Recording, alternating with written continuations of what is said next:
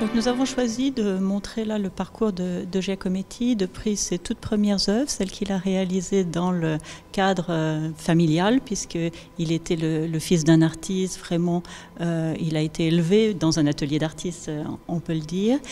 Montrer donc ses premiers modèles qui ont été bien entendu ses proches, sa mère, son père, ses frères et sœurs, et puis montrer la progression de son travail jusqu'aux toutes dernières œuvres au travers de ces différentes étapes, en insistant beaucoup sur la personnalité de Giacometti pour bien faire comprendre ce qu'a été sa recherche au travers de sa sculpture. Un homme extrêmement intéressé par l'humain, tout simplement, la représentation de l'humain, la captation de traits de la physionomie, mais aussi la volonté de créer une figure humaine qui soit à la fois l'expression de son temps, mais qui dépasse aussi l'art de son temps pour devenir une figure atemporelle, comme l'étaient ses grands modèles, par exemple l'art égyptien ou l'art étrusque ou l'art de la Renaissance italienne.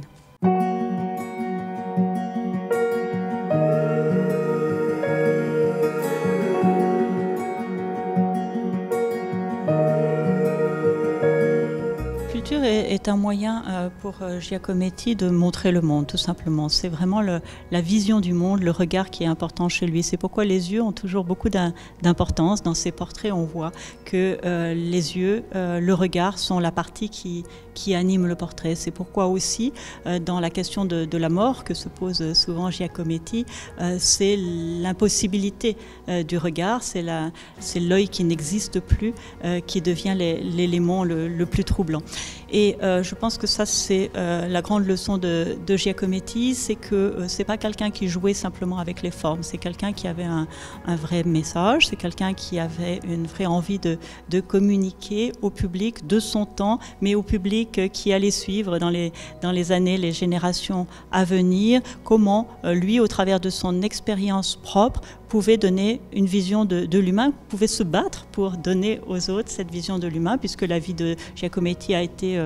difficile, que c'était quelqu'un de très torturé, et en même temps, ce qu'il voulait exprimer, c'était une incroyable croyance dans l'humain et dans l'humanité.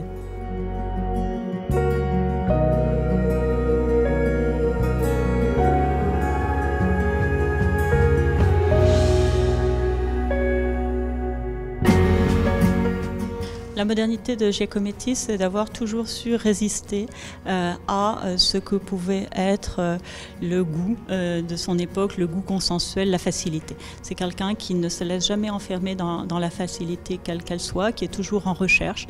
qui est quelqu'un qui n'est jamais satisfait de lui-même d'ailleurs. Il l'a très souvent dit et exprimé, et qui donc pousse toujours plus loin ses recherches plastiques. Donc plutôt que le fait d'avoir appartenu à tel ou tel courant moderne ou mouvement moderne, ce qui n'a pas été le cas sauf très brièvement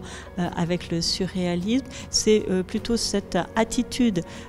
personnelle de Giacometti, c'est sa façon de revendiquer sa singularité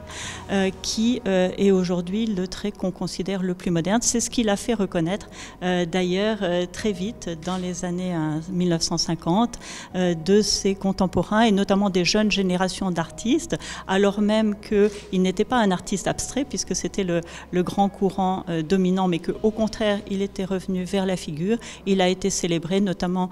aux États-Unis pour cette force qu'il avait eue d'imposer sa propre vision, son propre regard, qui est certainement effectivement le fait de la modernité.